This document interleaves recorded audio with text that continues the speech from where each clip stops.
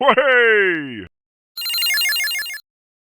Hello, everyone, and welcome to the Hub World. Today, we're going to be talking about the little game that could, Pokemon Pokopia, Yeah, with a special guest. This is not the Hub World podcast, but this is just going to be a sort of appetizer for the return of the Hub World podcast. we're teasing it. Yes, this is just sort of our trial run for all Yeah. the behind the scenes type of stuff going on. But we are joined today by Jules via Discord. Hello. Yes, he is in this area here. I guess we'll have him pop up now. His Discord icon is here. Yeah, just we couldn't get the video stuff all figured out yet, but it's coming. Mm-hmm. Yeah, so we thought, well, Pokopia is kind of all the rave these days, so we're just gonna Is it all the rave or all the rage? isn't it all the rave? It's all the rage. Oh, whatever. Anyways, Yes. you get the point. Yeah, so everyone's talking about Pokopia. Everyone's playing Pokopia. Everyone's buying Pokopia. Yeah, it sold 2.2 million copies in 4 days. Nintendo stock has skyrocketed because of it. You can't find it anywhere. Our phones are blowing up with Discord notifications saying it's in stock. Like, Yep. it took me a while to actually get this physical copy, but yeah. Just quickly, like, where are you guys at in Pokopia right now? Jules, you want to start? Sure. I just completed the main story earlier today. Nice. And I've been doing some pretty, hefty building along the way. I recognized that I knew the building would become probably more convenient and easier after completing the game, but I wanted to kind of have an experience with the building at every stage so that it felt meaningful when these new elements were introduced. So that's kind of where I'm at. Yeah. I've just finished I finished the main area, like the first area, like the intro area, and I finished the volcano area, and now I'm at the seaside area. Ah, see, I like just I started did, it. I did the beach seaside area second, Yeah. and then the volcano mountain area third. I didn't realize there was like a branching path. I thought Yeah. you had to go to the beach area second. Yeah. No, it's just it's whatever ones you find apparently. Really? Yeah. It's because I think the beach area and the volcano area have the great trainer or like Yeah, you have that to kind be of great rank to the open great door. rank like to be able to open the door, and either one of them can, so it's good. But after listening to you and another one of our friends talking about it, which area, he's like, oh yeah, I did the volcano area, and I'm like, I just kept my ears open. He's like, yeah, all the abilities made the seaside area way easier, and I'm like, okay, I'm gonna do that. But you can't really tell which area is which when you first enter them, Yeah. right? So it's kind of I took a gamble and it Yeah. paid off. Yeah, and I'm at I beat the game as well. I rolled credits on it, got the final abilities in the game, and I'm just focusing right now on getting all the Pokemon and all the habitats done. I spoiled and looked ahead to see if there was a reward to getting all the Pokemon in the game, and there is. It's a decent enough reward that I would want to get it. It's a cool little thing, and I'm still thinking about the game constantly. I want to play it all the time, and it's still a huge time suck. Yeah. And we knew it would be. We knew it would be. no, you did not know that, Gino. You were not going to play this game. Don't try to schmooze the audience. Shh. It's okay. As good as Pokopia looks, they spent nearly 5. No, this guy. Do not listen to No a word he interest in says. that game. Don't listen to a word he says. Yeah, I'm definitely eating my words on this. It's been real fun. It's definitely, I'm spending a lot more time on Pokopia than I would have hoped to. Not for anything, but like, I just finished Dragon Quest 3, and it's funny that like I'm now playing Pokopia, which is like made by the same team that does Dragon Quest Builders. Omega Force. So, yeah, fun story about this. I thought this would be fun to share because I didn't know this. So maybe our viewers don't know this. Maybe you guys didn't know this. I don't know. But I had originally assumed that the game was a spin-off game that was developed by Koei Tecmo, and that's kind of all it was. you know. But I found out later that it actually was not a Koei Tecmo idea. It was actually a Game Freak idea. Game Freak wanted to make this game. They conceptualized the idea of a life sim using Pokemon, but they recognized that they had very little experience with this sort of game. So they actually went to the Dragon Quest builders devs and asked them to work alongside them to develop the game so that they could learn from them to design this game. Wait, so you're saying that Game Freak is asking for help and learning?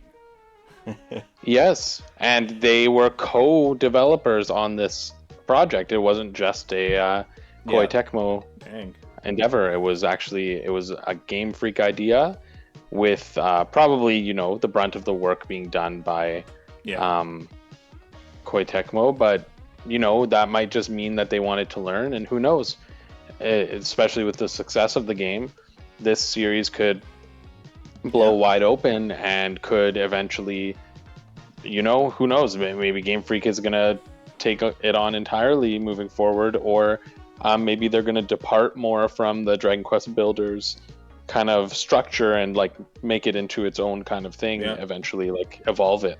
Yeah. Pokemon games evolving. Yeah, who'd have think of that? Yeah, I feel like they might not do that. Like, I think they do value the expertise of like Koei Tecmo and Omega Force, but they got a lot of stuff on their plate. They're not really that big of a studio. They have this massive game coming out, and we know their roadmap of games, but like, yeah, this was the third game they're working on right now. Like, because we know they're working on Gen 10. We saw it in the most recent Pokemon Presents. We know they're working on that. I always forget the name of their Beast of Reincarnation. They're working on Beast of Reincarnation, and they were doing this. That's 3 games, right? Like, how much thinner can that team be pulled? Another one too. There's at least one other one in development. Oh goodness. So. I just think like I was sold on this game the second I saw it in whatever Pokemon Presents it was, or was it in a Nintendo Direct? It was a Presents. It was last year. I think it was the end of summer or something. Yeah, that's when I was. It was like a really random one. Yeah, and like that, the game, like, okay, that looks like a really cozy game. There hasn't been an Animal Crossing in a long time. It was before the Animal Crossing Switch 2 enhancement was announced. Like, this game looked completely up my alley, but just the fervor around this game, and the like all the stories I'm reading online of people going out to buy systems to get this game. Like, Switch 2s were out of stock at some retailers, which never happened. Like, even when the system came out, you could find them everywhere. Nintendo did a really good job of stocking the system. Yeah. And the game is completely impossible to find, even though it's a game key card, and people were staying away from game key cards. Yeah, whatever happened to that? They're having trouble keeping this game in stock. But, you know, I'm a physical collector, so I wanted to get this. I had to wait a long time. In all fairness, it was my fault. I was humming and hawing of like, where am I gonna pre-order this game? And then he never did. I attempted to pre-order it 2 days before it came out. EB Games said, we've hit our quota, we're not getting any more. Amazon started canceling. No, they weren't canceling yet. They were just saying the pre-order or the fulfillment date is like the week after. Best Buy was not doing any more pre-orders. It was just impossible to find locally. Nintendo was sold out also. Just Good thing I bought a digital copy, huh? Yeah, and I had to, you know, bum off your copy for... Yeah, I recovered my account on Mateo's so he could play it while I was finishing off Dragon Quest 3. So it worked out, and by the time his came in the mail, I was ready to start playing. That's why I'm like significantly behind everybody. But I've also been doing kind of like how Jules like you were playing. And I've been kind of building as I've been going. I didn't really do too much in the first area, but the mountain area, like, they have you make, like, the entire, like, point of that area is you're supposed to, like, make a party. And I ended up making, like, a full-on, like, rock show theater. And, like, I made a stage. I got some speakers. I just have to find the guitar, a microphone, all that. And then I made it, like, this big, like, rock show kind of thing. I don't know if you can get the guitar at your point. He can get the guitar at his point. He just has to go explore an area that he likely has not explored yet. Yeah, but he can. I just found like there's so much RNG involved in this game that. Like with the random recipes? No, just with those like glowing blocks that you have to break to get like relics or mysterious slate or I think Poké Dolls are available through there as well. Mm-hmm. I have three of the Poké Dolls already. I'm not gonna spoil what the mysterious slate gives you. I'm sure, eventually people will clue in on what it is. But I've completed it. I've gotten all the tiles. Even though I've done that, I can still find mysterious slates within those glowing blocks, and it's kind of killing the hunt for the lost relics for me. I could like use them as trade fodder in Pokemarts and with the bartering system in the game, which is pretty cool. Mm-hmm. But I just have so many. Like I have an entire treasure chest full of mysterious slates. Like even the duplicates? Yeah, it's honestly, I kind of hope they kind of fix that, because it's like even with the extra fossils, like I only need 2 fossils, and it's been like 4 days since I've gotten a brand new fossil. Yeah, I have one of the ones that Mateo wants real bad, and he's looking at my screen. He's like, "Wow, it must be real nice to have this specific one." I'm like, "Yeah, it's great." Yep. Yeah, I need. Yeah. It's.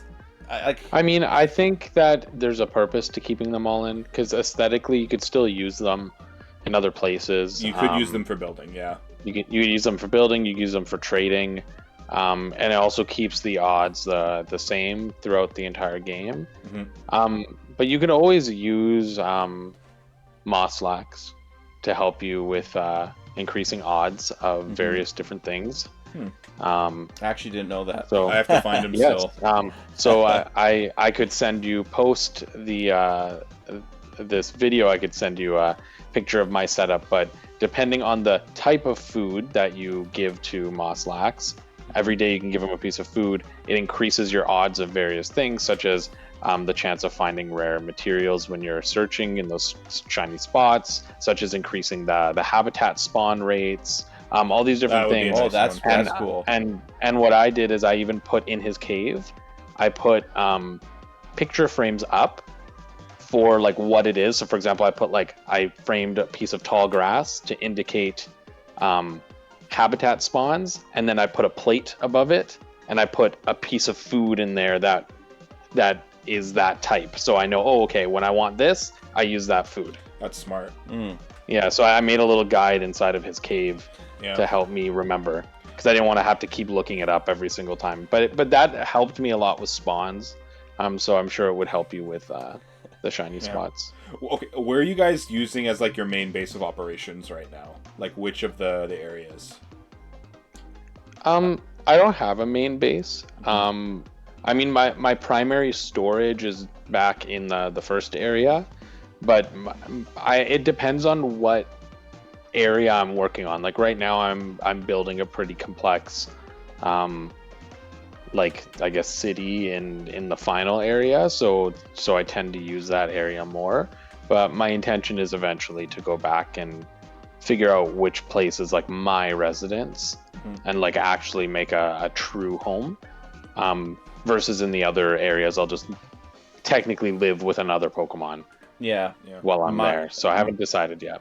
Yeah, my kind of base is still the Withered Wasteland.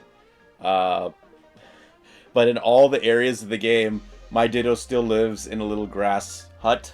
I don't have a house. I really don't have any buildings built outside of like, I have the Pokemon centers in every area. I have a Pokemart, I think, in almost all the areas, and I have like one big house in every area.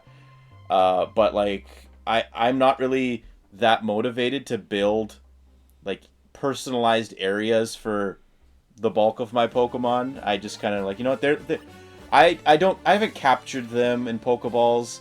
They're free to do what they want. They can live outside. Like, I'm not gonna imprison them in a house. Unlike all my fire Pokemon that are currently just constantly like smelting things. Well, yeah, Yeah, well, that's me. I always have things going. Like, Yeah. my fire Pokemon, they're always making bricks, or they're always making glass, or iron, like, That's the only thing ingots Magmar or did whatever, for 2 so- days. Just made glass. Hey, there's going to be another material that you're going to need Pokemon to be making a lot, because it is a very, very, very important building material. Oh, is it that metal? No, I'm not going to say what it is. No, No, I know it's what in the you're last talking about. area. It's Although in the that last one area. that one is much easier to make than the other Yes. ones, in my Yeah. opinion. Yeah. It is. But there's some pretty cool systems you can set up too, with like with inside of different areas, like, because if those like furnaces or those like devices where where Pokemon like farm the materials, if they're in their homes, they'll automatically interact with them if they have materials in them. So there's really good farms you can set up, especially if you have like gatherers, and then like the community boxes and like the storage boxes, because some Pokemon will like literally, when those things are done, will take them out and like put them in the box for you, and so then you don't even need to do it. I haven't looked too much into it yet. Oh, like it's to definitely automate it? something I want to be.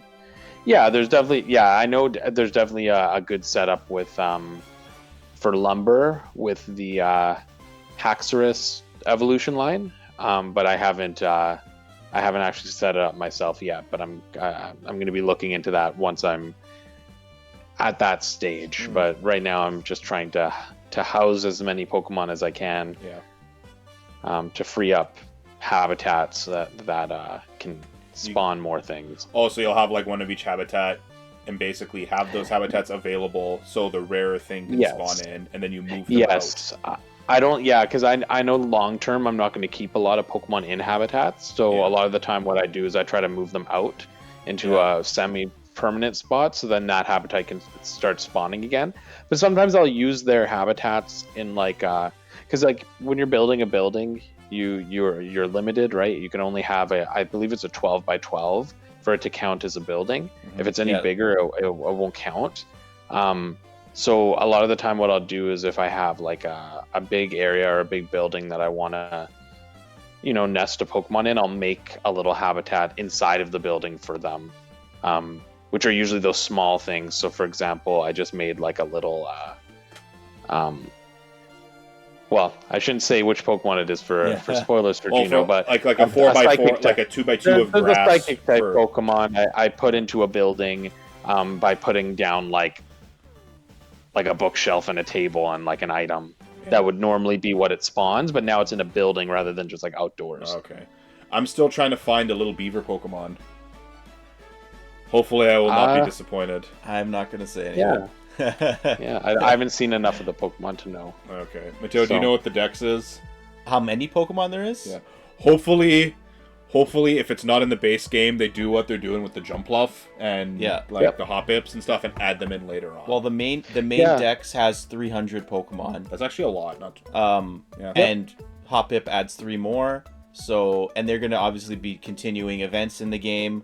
Well, given the hype of this game, don't we know that keep going. like of a leak or something that has shown like what upcoming events there are, or am I mistaken? No, there's no leak about upcoming events, but what we do know is there's likely going to be quite a number of Pokemon added through events, because there's a whole separate Pokedex for it. So why make a Pokedex if it's only a handful? Exactly. But we also know that there was a leak.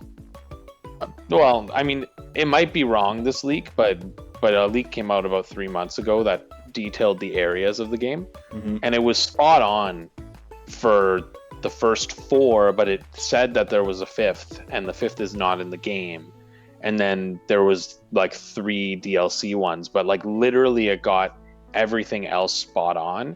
So people think that final area just probably got moved to post game. Maybe it'll be added as like a free DLC, and then maybe the other ones are going to be paid DLC. I don't know.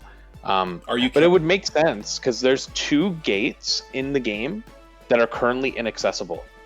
Like you go up to them and they say this area is obstructed, you cannot access it. So there's definitely plans for more content. Yeah. It's just whether it's paid or whether it's free, right? I don't think they would put the physical gates in there if it was paid content. I think that they would. Hey, yeah, but you know what? Either way, I don't care because I'd pay no matter what. Like this game Yeah, is I would just too. the amount of hours I've already logged into this game. Like, what's another like $20, $30 that's Hopefully gonna more provide closer me to 20, not provide 40. me so much more entertainment value and so much more, right? Like it's the game is just so good. The gameplay loop is amazing. Like I can't like honestly, this could be a hot take. I think this game is better than any Animal Crossing game. Like I know that's going to be like the comparison that people draw. It's like it's the cozy Nintendo game compared to the other cozy Nintendo game. Yeah. I think Pokopia is. I'm having way more fun in Pokopia than I am in Animal Crossing because I don't. Yeah. There's always so much to do in Pokopia, whereas Animal Crossing, like. Oh yeah, once you hit. Yeah, Yeah. this is all you can do for the day. Come back tomorrow. Yeah, well, this game's kind of like that too, where like you can build structures and they won't be built. Like the big ones won't be built until tomorrow, but there's a million other things you could do in the meantime. Yeah. Right. Yeah, I think it's a different kind of game. And like, I've they're both never cozy games. felt the need to time travel in Pokopia, even though it's possible. I haven't had I haven't really felt the need to do that. It's just like I already have like, like I was playing this game before we started recording, and I just wrote down 5 things I need to do, and those 5 things are probably going to branch off other things that I need to do. I know for a fact that like if I'm gonna keep mining and farming in the way that I want to do it, I have to have beans because I need to make a certain type of food which allows me to break the rocks. Yes. So I have to make a bean farm. So I now have to like buy as many of the beans as I can, plant them all, do all that, and then get that industry going. So I'm not time gated based off of food. But food and berries regenerate like pretty frequently. Like I know with berries, for instance, because there's I think 5 or 6 different types of berry trees in the game. When like every hour or so. Yeah, it's not like Animal Crossing or actually no, Animal Crossing. Some of the games where like the fruit regenerates once a day. Yeah, but I thought it was like 3 days. Well, Animal Crossing. New Horizons I think is more frequent, but in Pokopia, I think the max amount of fruits you can have on a tree is 3. You headbutt the tree, get your 3 fruits. I was doing something else, I come back and there's 2 more berries now on the tree. It's really quick. It's very plentiful. But I also think it's because it serves a different purpose. Like I think it's a very different game than Animal Crossing, and I think that ultimately the big difference that I'm noticing is that Pokopia definitely has more to do. But I also think Pokopia is the kind of game that once you've done the things to do, it's gonna have like a really hard like trail off. Whereas Animal Crossing is always like there's a point where like you're easing out of it because you're just kind of falling out of the life sim. Yeah. Whereas I think Animal Crossing does a better job of like emulating that real day and like making things to do out of very small things, which is what kind of keeps you around because the characters have so much life and so much energy and differentiation. Whereas I do feel like this game at the end of the day, the Pokemon are just there. Like it's more the things you're doing that's interesting, and they have some personality. What are you talking about? Some personality? Drifloon is the best. Yeah, but what I mean is Drifloon's the best, but Drifloon has like 3 lines that are the best, right? Like it's not like these Pokemon have like they don't have the same level of personality as an Animal Crossing villager has. Yeah. They're just kind of there. What actually does make them interesting, what's very dynamic about them, is when they're talking to each other and you listen in. Because you can get some really, really fun conversations there. But like otherwise, they always give you a berry or a stick or like they don't do anything really that meaningful other than they do their job. You're immediately their best friend. Yeah, so that's where it's like they're different. I don't even think it's the same kind of game as Animal Crossing. Like I think you do different things. I think Animal Crossing is about living in the world, whereas this is about creating the world. Yeah. Like you as Ditto, you're not living in this world. Yeah. And I really have been enjoying like a lot of the little player interaction stuff. Like, and as to what you were saying, like when Combi talks to Vespiquen, it's really funny. Or when like Tyrant talks to Tyrantrum, or like Pokemon in the same line talking to like their pre-evolutions or Their further evolutions. Even beyond that, it's funny.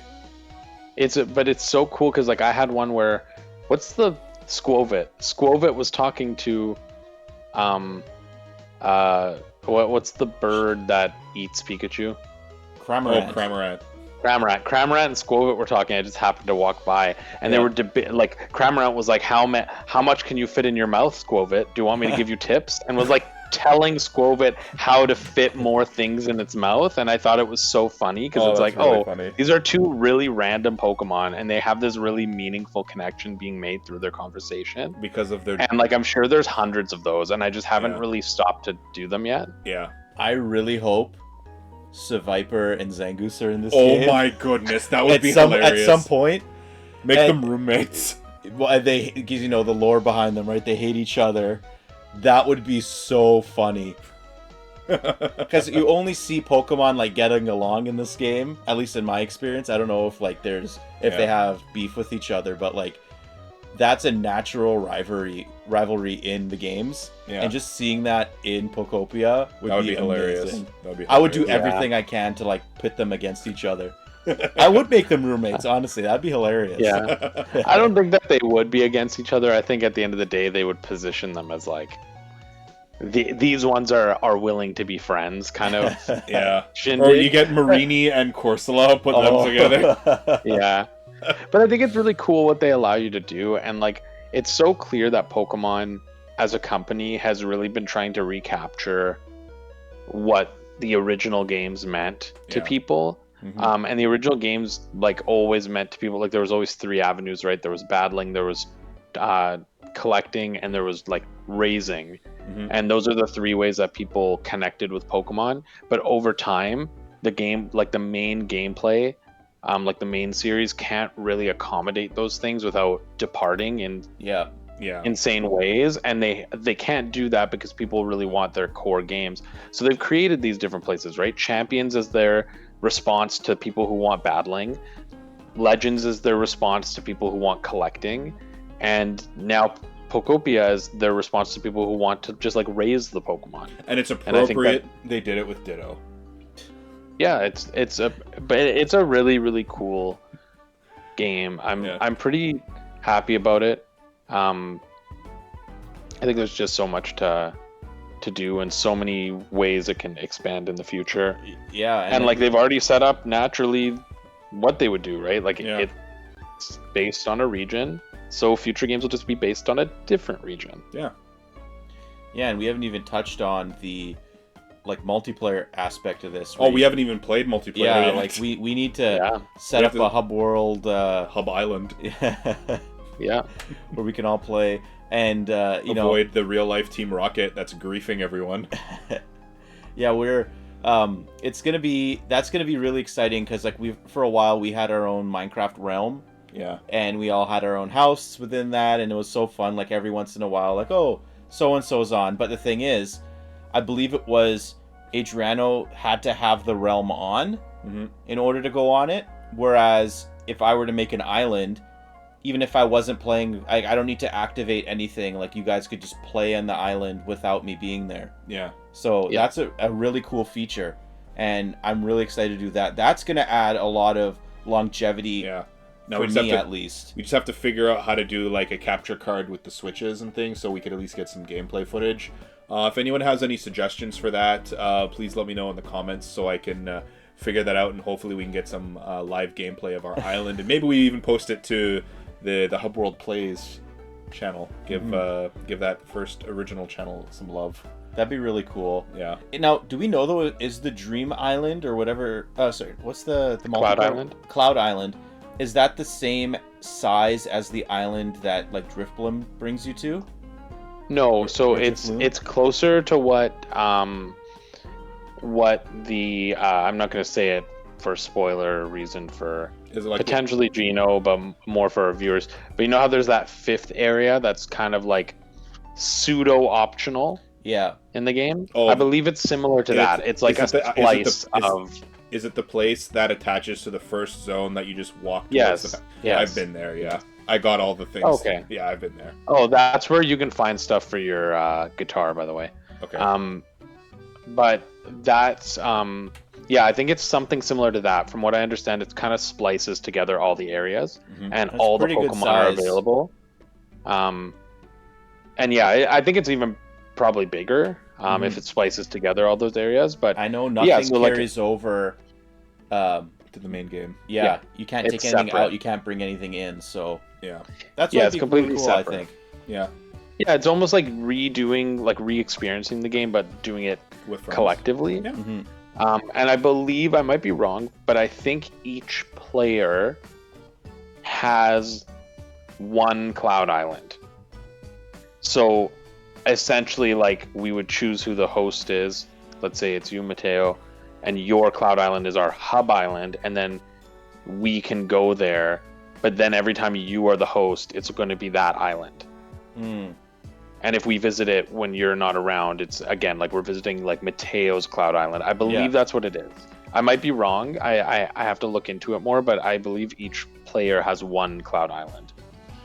Oh, so you can visit each of the so I'll have one, you'll have one, and then today we're gonna go to Mateo's Island, do some stuff there, and then if we go to my island, we'll have a completely different build style. Well, no. Well, I wouldn't want to do that because I don't think it's. First off, I don't think it changes the layout. Like I think it's the same starting layout.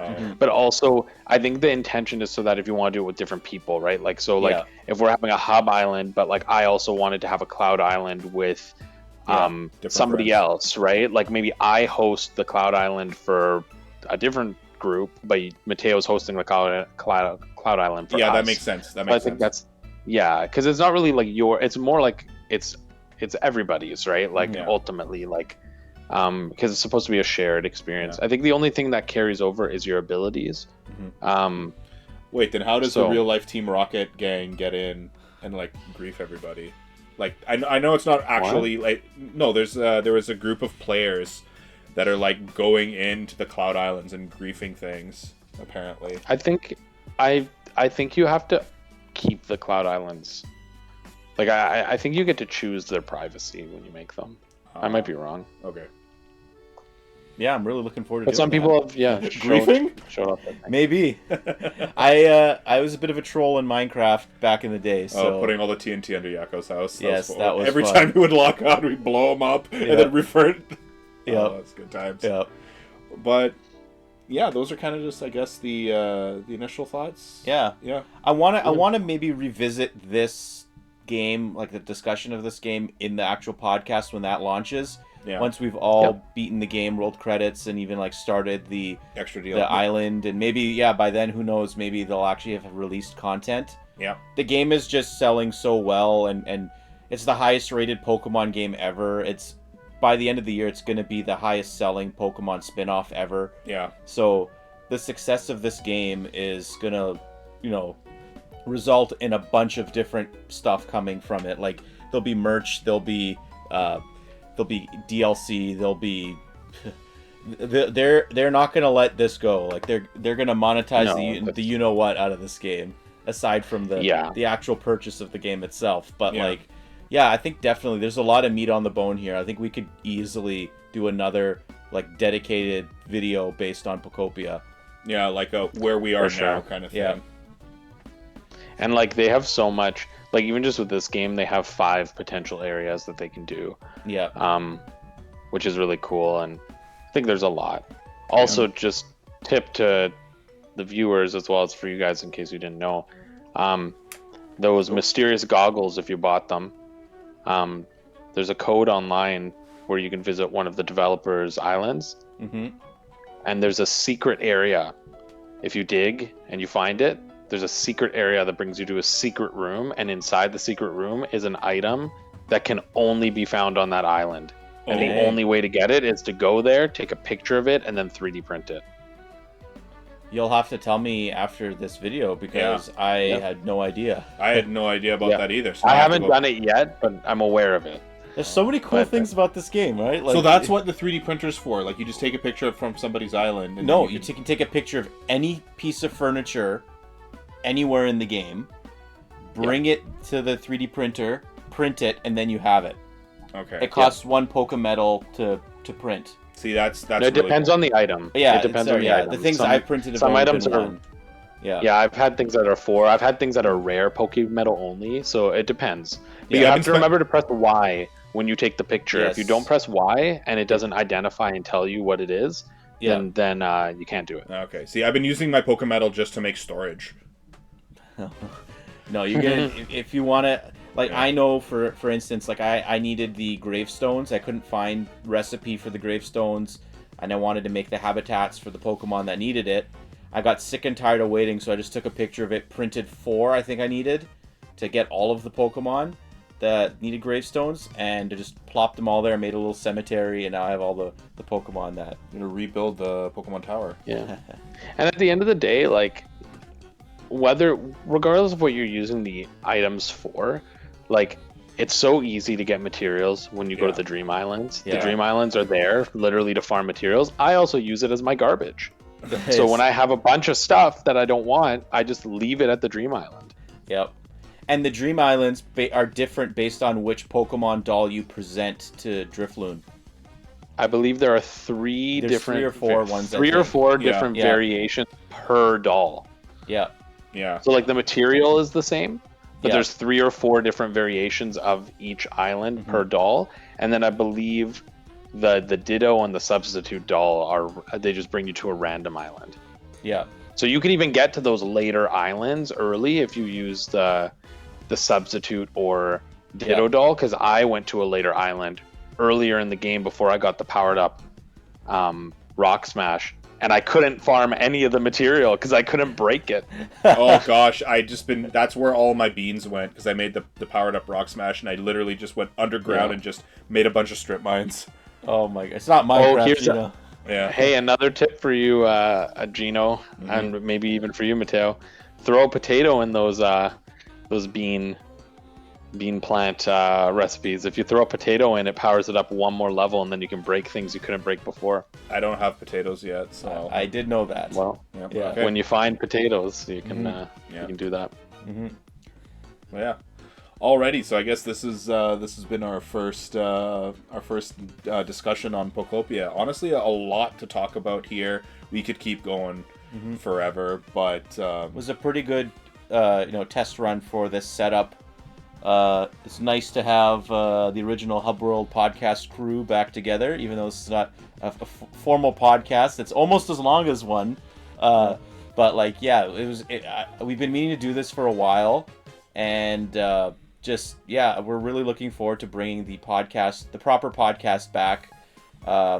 There's a lot to figure out behind the scenes in regard to that. This was kind of stitched together pretty quickly. We got to put a little bit more thought into the behind the scenes stuff, but I think it turned out pretty good. Now we have to edit the thing together, so hopefully the next time you guys see me on here, I won't just be a little box with a voice, and I'll be a little box with a person. Yes.